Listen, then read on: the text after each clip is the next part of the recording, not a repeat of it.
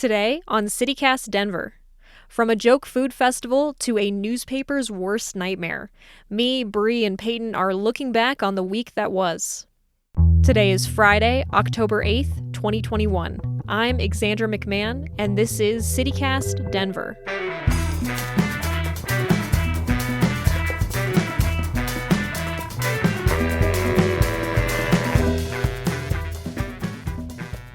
It's Friday. Welcome back to Friday. I'm Alexandra McMahon. I'm a producer here on CityCast, and this week I've got host Bree Davies with me. Hi.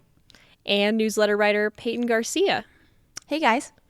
And we're going to be talking about a few different things that happened over the course of the week. But to kick us off, what are all of your weekend plans? What have you got going on? We have a 3-day weekend, you guys. We do. I guess it's a good point to mention that we won't be having a show on Monday for Indigenous Peoples Day. Yep. So don't expect a show on your feed on Monday. We usually work on Sundays, and we won't be. So. Yeah. So what are you going to do with your long weekend, Bree? Hello, I'm a mom, and I will be going to the grocery store, cleaning my house. And actually, I'll be going to a friend's 5-year-old's birthday party on Sunday, which I was excited to find out that I could actually go. So happy early birthday, Leia. I love that. Peyton, what about you? I've got lots of plans. So tonight, I am doing a chili cook-off / baby shower for one of Willie's colleagues. He was what like, a combo. I know. He was like, I don't know how much chili Lisa's going to eat because she's 9 months pregnant. But yeah, and it might be her thing that she loves to eat, and she might be all over it. You never know. Yeah. So we're doing a chili cook-off baby shower tonight, and then tomorrow during the day, I'm going to Meow Wolf for the first time. So ooh, I can't wait to hear what you think about it now that you've had to listen to us talk about it. And weeks. After hearing the Professor Fun episode of CityCast Denver from earlier this week, I'm very excited to go. And then that evening, I'm having a Settlers of Catan night with my neighbors. Oh man, Peyton loves board games. That's like the king of all board games. I feel like it is. Settlers is a serious board game. Serious man's board game. So we're doing that, and then Sunday, I was like, oh my gosh, what should we do? Like, this will be the first Broncos game of the season I can watch. Like, should we do something fun? But we just got a brand new couch. So I was like, maybe we just like lay on our brand new couch all day. That sounds amazing. That sounds awesome. What a great weekend. Yeah. Can I trade with you? That sounds very really good. Excited. What are you doing, Alexandra? Oh, I'm maybe going to go costume shopping for Halloween. There's a costume shop in Lakewood that we absolutely adore called Disguises. I was going to say, are you going to Disguises? Yes. We love Disguises. It's off of West Colfax. So we're probably going to go take a trip out there, look at some costumes, and I don't know. We're just going to hang out. We were out of town last weekend, so we just need like a weekend to just chill. Do you know what you want to be? Do you guys are you going to dress up? Yeah, we'll dress up. I don't think we're settled on any ideas. We're hoping Disguises will give us some inspiration. So, stay tuned for that, I guess. But let's jump in. Hold on. I mistakenly forgot my husband has a show on Saturday, and I feel like if I don't mention it and he listens, he'll be like, you're a bad wife. Yeah. Poor Greg. So this weekend, my husband, who plays in Wheelchair Sports Camp, is playing a show at Local 46 with Wheelchair Sports Camp, as well as our friends Machete Mouth and Rare Birds. It's outside. It's all ages, which is super cool. And it's early. It starts at 6:30. So if anybody wants to go to a show and hang out, I'm bringing my baby to a show, which is like not uncommon for me, but pretty exciting. And it's at Local 46. So cool. Saturday and there's still night. Tickets available? That's awesome. Tickets are still available. I think if you just Google Local 46 or Wheelchair Sports Camp's website may have a link too. But it should be fun. Yeah. I love that. All right, Greg. Have fun at your show this weekend. The first story we're going to talk about today, this kind of rattled the Denver area journalist community last week when the Boulder Daily Camera issued a retraction for this big 9/11 story. It was like a front page 9/11 story they released on that day to just kind of go over the quick timeline. So this 9/11 story came out. I believe it was called Reflections on Finding Peace. About like 5 days after the story came out, the camera took it down and then replaced it with just a very vague editor's note that said the camera is investigating this for its accuracy. So that has been up since like mid-September. And then fast forward to last week, like around the 1st of October, they finally come out with this lengthy retraction from the two top editors of the Daily Camera, basically saying that many of the quotes from sources were fabricated. Many of the facts in the story were completely inaccurate. And then a reporter at the Daily Camera, Mitch Byers, confirms on Twitter that the reporter who wrote this story is no longer employed at the camera. So there's a lot to talk about here. I'll just open it up for whoever wants to jump in, because, yeah, this was pretty shocking that something this fabricated could get into one of our newspapers. This blew my mind. Yeah, the big part was just looking through the sort of list of corrections or things that were false in the story. I don't know the process for the Boulder Daily Camera's editing or anything, but I just can't understand how this got through. You know what I mean? Like, it had to be fact checked a couple times because first of all, it's a cover story on the 20th anniversary of something. That's like, those stories generally are in process for a long time. So I just was very surprised by all of it wasn't just like one or two or even 5 errors. It was like a lot. And like, don't get me wrong. Like, I totally am sympathizing with the Daily Camera. This has to be so tough for them right now to be going through this. And obviously, in this profession, your editors have to, trust their reporters to a certain extent to be good, trustworthy people, to be good at their job. And obviously there are going to be bad eggs. There are going to be people who are bad at their job. And why she did this and how it came about, I don't know. But then, yeah, it sucks because their credibility is going to take a ding in the sense that it's like, how did this get through? Somebody okayed this. And I get, like, if they couldn't, call on, like, they couldn't clock all of these quotes that were fabricated, right? But there were some things like the location of the Pentagon, the timing of the attacks, just certain things that, like, simple fact check. You could fact check. Yeah. Right, yeah. Exactly. It was, yeah. And I guess I'll just add to, like, for more context. So the quotes, the way they figured this out was the people that this reporter had interviewed came forward and were basically like, she really misquoted us. Like, we didn't say these things. Our stories are very different.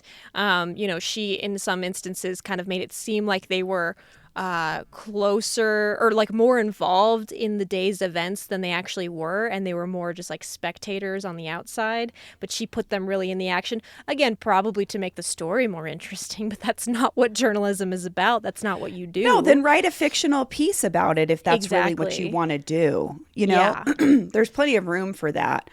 Coming from a print journalism background myself, and also being someone who's been interviewed before, I record all of my interviews so that I quote people directly. And I've been interviewed several times for various things and not been recorded. And I can tell because I go and I read the story and I'm like, I wouldn't say the gist of what I said was there, but my language wasn't there. And so I just wondered, I was like, did she not record her interviews? Or because obviously these people could tell by what was going, like what was in the actual content of the story, but it was just like, what a weird thing to fabricate. And it wasn't just like, she edited out a few words or switched up some words. Like, some of these quotes, like, the sources come forward and say, this is made up. Like, I never said that. There's a difference between edited for clarity and this is fabricated. Like, yeah. I get paranoid, like editing out like us and like thus, like, which is sketchy enough where I'm just like, oh my gosh, are they going to notice that I like change this? Like, but I mean, I do it, you know, for their sake to make them sound. It makes this point, you know, when you're just cleaning, the difference between cleaning something up and fabricating it. And cleaning up dialogue happens a lot in reporting because we don't speak the way that how we write. Totally. It's just, you know what I mean? And so that's why we as writers do that. Yeah, but we clean people up on this podcast too. Every time we interview someone, we're taking out and most of the time stuff. people are grateful for the way that we're making them sound. You want them to sound good. Yes. But there's there's such a difference. I think another interesting component to this is what Mitchell Byers brought up in his tweet thread as a reporter was how frustrated he is for the readership and their ability to trust the Daily Camera. He's upset too. And I would be too. I've been in an instance where someone that I worked with plagiarized something and then we ran it. And it was arts coverage of all things. But it was just like, great. Then the newspaper takes a hit. Then the other reporters take a hit. People already are in this space. There's already this conversation about trusting journalists, right? And I just think I feel for the other reporters there as well.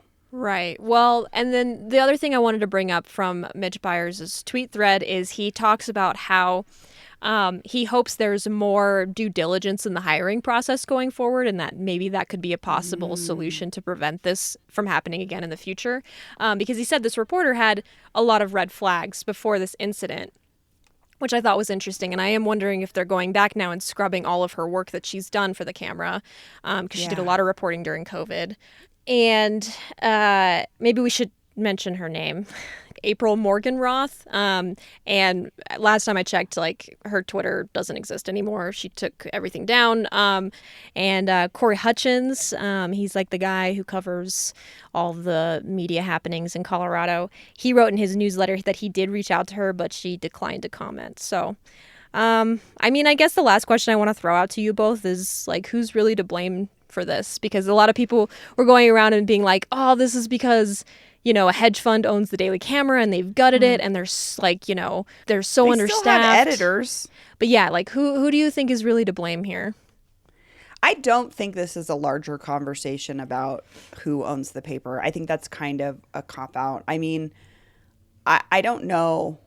The reporter, it's her fault to start with. She fabricated a story and presented it as truth. And then I don't know. I feel that the editors let their readers down. I don't know what the circumstances are. I don't like to point fingers at other journalists, but there's a job to be done, and it didn't get done. Yeah. I mean, obviously, like I said earlier, it's first and foremost, it's the reporter's fault. She clearly is bad at her job. She did something bad, but the editors, and I'm sure they know this already, have to assume some culpability. They let stuff fly. They hired her. Did they check her work? I mean, and maybe this is the first time in her journalism career that she's fabricated something. I mean, how are we to know? But I mean, that's kind of the job of, you know, as a journalist, your editor is sort of your line of defense, you know. I trust my editor. I mean, I do my best to fact check all of my work, but that's not to say that, like, Bree, you and Paul, don't. I count on you. But guys if there was to tell something me if incorrect, something seems wrong. If there's something incorrect in the newsletter that you're writing and it goes through, then that's my bad. You know. Yeah, I mean, it's a team. It's a team effort for sure. Alexandra, what do you think? I mean, I'm going to be honest. I don't know if there really is a way to prevent this from happening. I mean, we've seen it over the decades with other publications and other journalists, you know, like the notable ones is Stephen Glass, Jason Blair. So, you know, I just think, like, you can vet someone in an interview or for a job and they might seem like a really solid reporter. The April Morgenroth, according to her bio on the Daily Camera website, said she had 20 years of reporting experience. And she came from the Arizona Republic. I mean, she seemed legit. And so I just think that she went to journalism school. I mean, that's not necessarily a qualification or make you a better or worse journalist, because I think there's great journalists out there that didn't necessarily do the J school route. But like, I don't know, there's a certain amount of prestige or something. I don't know. It was wild to me. She's a journalist. Yeah, she had the training. She knows this is wrong. I know for a fact. It just comes down to, did this person have good intentions when she came into this job? And it seems like no, maybe she didn't. Maybe she did want to mislead readers or, publish her own version of the truth or whatever that means. But I just think, I don't know if it's a larger systemic problem like you're talking about, Brie. I think that, yes, the Daily Camera editors probably could have been more careful about catching this, but it's hard sometimes when the only way to fact check a person's quotations, like a source's quotations that are going into the story, is from the reporter's notes. And if they fabricate the notes, then what do you do? Especially if you can't follow up with every single person they interviewed. I mean, it's just like the process can only go so far. So I mean, yeah, look at Stephen Glass. He freaking was making up he made up fake websites, he made up fake phone numbers, he made fake notes. And when I was talking to Willie, my fiance, about it, about the whole April Morgenroth thing, he was like, well, as an editor, like, you have to call up all those sources and like verify their quotes, right? And I'm like, no, as an editor, you don't. As an editor, you put a certain amount of trust into the integrity of the people that you've hired. And no, I mean, yes, they should, though, be checking things like addresses, timelines, especially for a 2,000-word cover story on the anniversary of 9/11. I know. Yeah. So, all right. Well, all right. Let's put this one to bed. Let's move on to our next topic, Aspen. So a little place called Aspen. Ever heard of it? So Condé Nast travel magazine Traveler released their 2021 Reader's Choice list for top 10 best cities in the U.S. And for small cities, you guessed it, Aspen is number 1 for small cities in the U.S. Initial reactions to this I hate that news. I hate that. Why do you hate that, Peyton? We have so many great little mountain towns in Colorado, and I spend a lot of time up in the mountains, and Aspen is not one of them. Aspen, it's like this inference we're making about Aspen, which is like it's a wealth stronghold. Like it is a place where wealthy people go. It is not. I'm not saying that some of our mountain towns have not sort of grown into this kind of thing where they're unaffordable for most folks, especially folks who work in those towns. But Aspen has been that model for like an overly wealthy mountain town for a long time. It's not that fun of a place. Like have you guys been? I mean, not in a long time. No, I can't remember the last time. Why? I'm like, yeah, why? I don't have any business in Aspen. Willie and I have gone there a few times, even just recently, because last summer we did a really big road trip in the mountains, going to all these different mountain towns, and we've hit Aspen a number of times, and we've been there for weddings and whatever. It's not a fun place because when I go, I feel out of place. I feel like I don't belong. I feel like if you're not walking a designer labradoodle or wearing the latest, Gucci purse or whatever, I feel out of place. I mean, I'm the one brown person. It's just rich white people. You're paying $45 for a burger anywhere you go. It's not fun. Everything feels so fake there. And that's just one person's opinion, and I'm sure a lot of people are going to disagree with me, but what makes a good mountain town is like the charm, in my opinion. Like Telluride is an awesome mountain town. Telluride's amazing. My favorite mountain town, which if you read my newsletters is very clear, is Estes Park. I was just going to say Estes Park is amazing. Favorite. It's so fun. And it's affordable, Mm-hmm. Like that's the thing too, is like, Peyton, you're talking about the sort of race and class dynamics that are on display in Aspen, and I think that's why it was so offensive to us as Coloradans in particular, that this is the best quote-unquote small town. And we all know, again, how journalism works. These best ofs, these lists, it's all just, it's not based on... Oh, is there Well, some sort of it was, criteria? but it was voted on by apparently 800,000 readers. This list was. So I'm like, well, I mean, Peyton said, Who she's else like, I'm was just, on the list? okay, this is something though, because I want to know the demographic makeup of these 800,000 readers, because other who's cities reading that were Condé Nast? and like it seemed to be the theme of the list for these small towns, at least, like Jackson Hole, Wyoming was on there, which again, if you know Also- anything about Jackson Hole, It's similar to Aspen. yes, It's very very pricey. wealthy, and then there's the actual working class of Jackson Hole.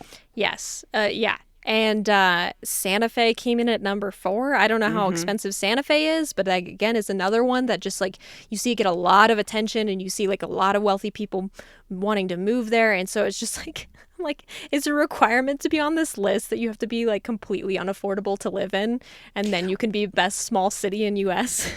Well, that's what cracks me up. So this is a Condé. So I guess Traveler magazine is now Condé Nast Traveler. I didn't know that. Condé Nast owns it's like a giant media conglomerate. It owns the New Yorker, GQ, Vanity Fair. I mean, it's a big media media entity.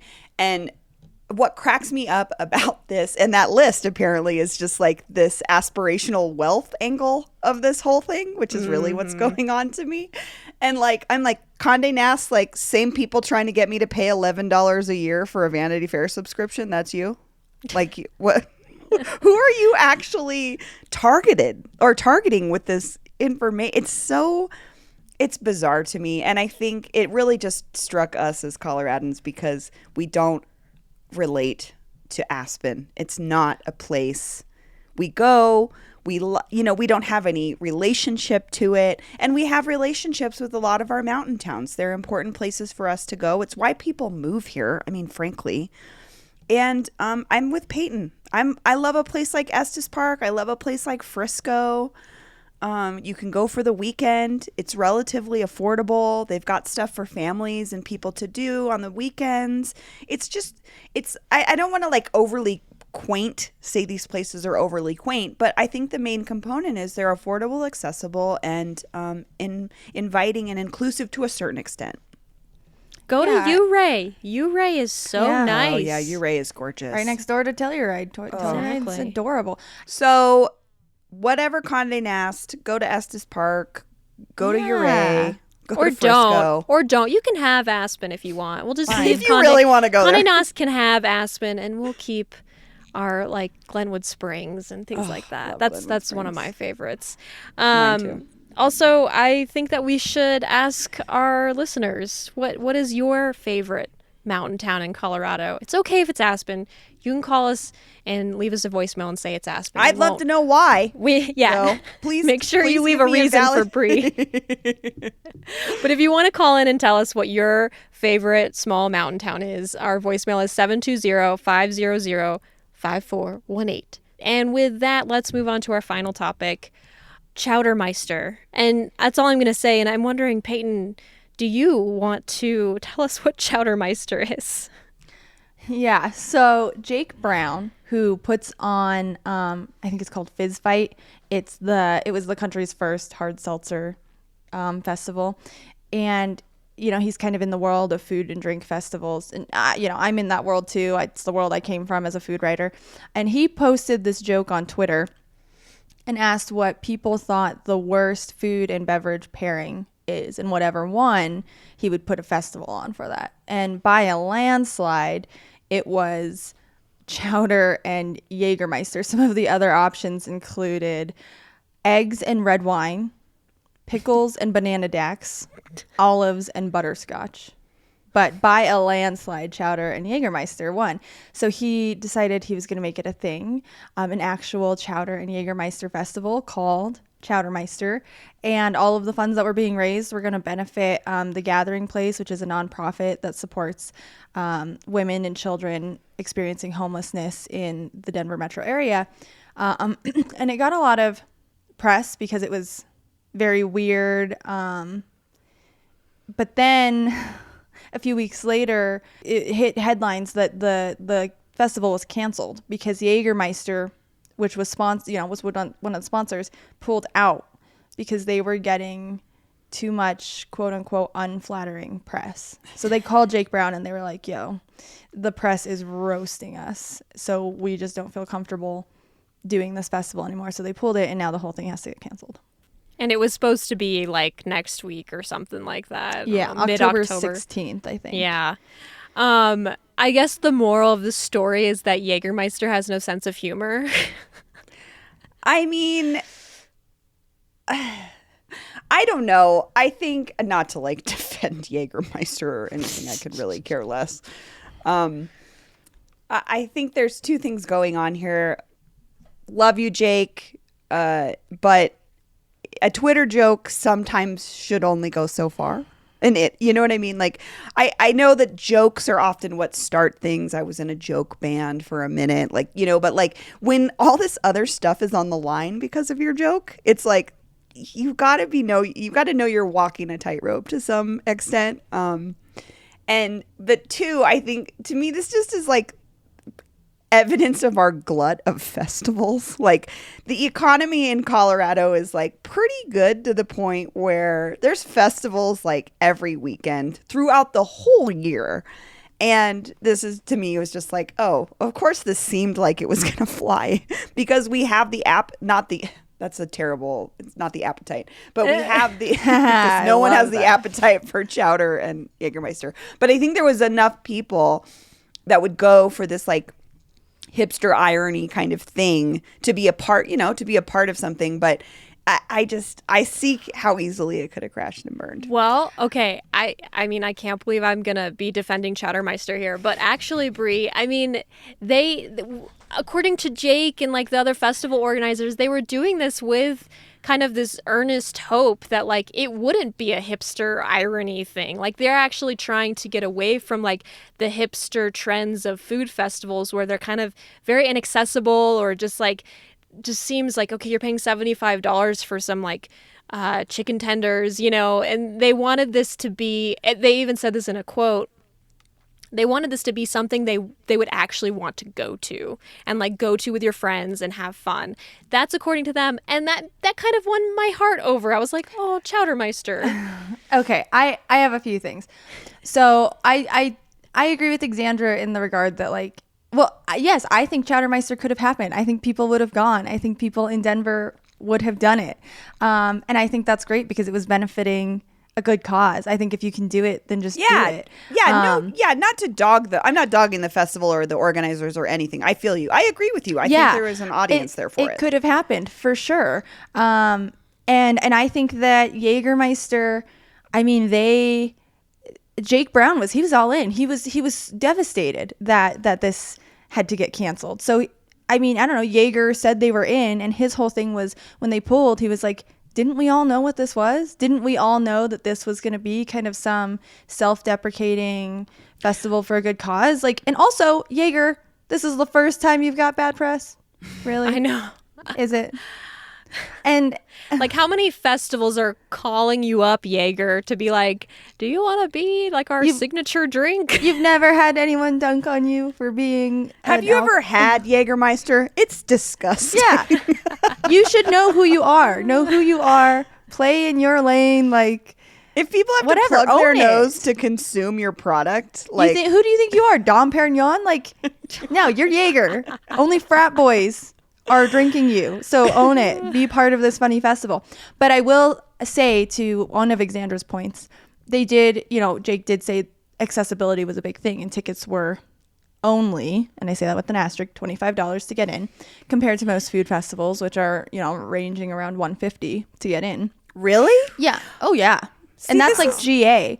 But I'll say this, they were offering VIP tickets. The Chowdermeister Festival was, and it sounds like in the VIP area, that was going to be the only place you could get decent food and drinks. And those tickets were $250. Whoa. So, I mean...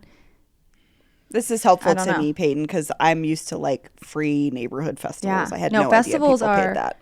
expensive. Yeah. I mean, I went to a lot of them all the time when I was a food writer, but Willie and I would talk all the time about, would we pay for this? Would I shell out $175 to come and eat unlimited tacos and tequila? I don't know. Is my love strong enough to justify that? My love of Chowder and Jägermeister is not strong enough to justify $250. I mean, if you're paying $25, you're getting Jaeger and Chowder. Yeah, that's it. But You're not paying mixed, $25. not mixed together, though. Not mixed together, Peyton. We should. And also, they had like big chefs.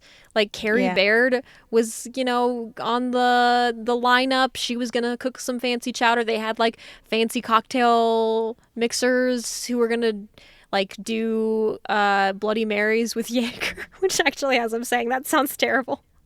I for one was excited to see the festival go off.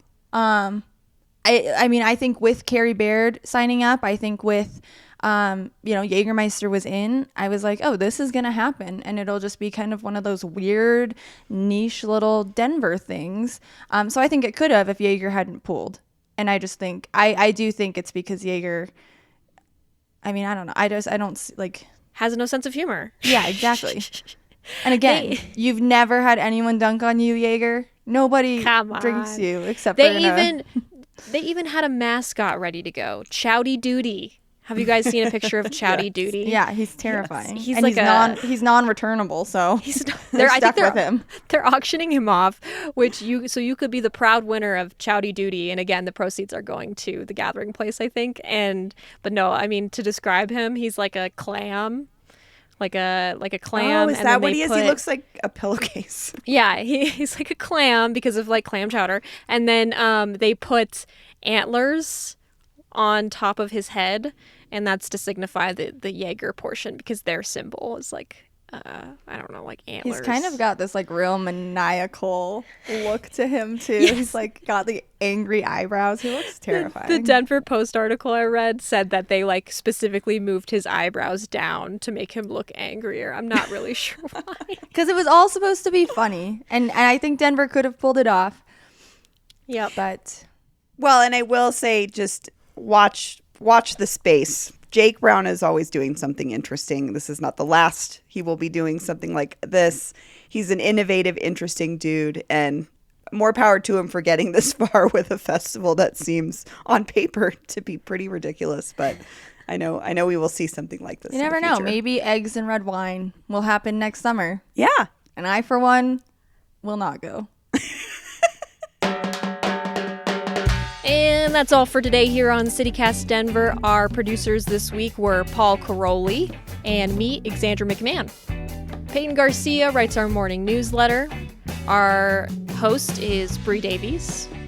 And our music is by Los Mocachetes, with additional mixing by Tyler Lindgren, plus more from the Epidemic Sound Library.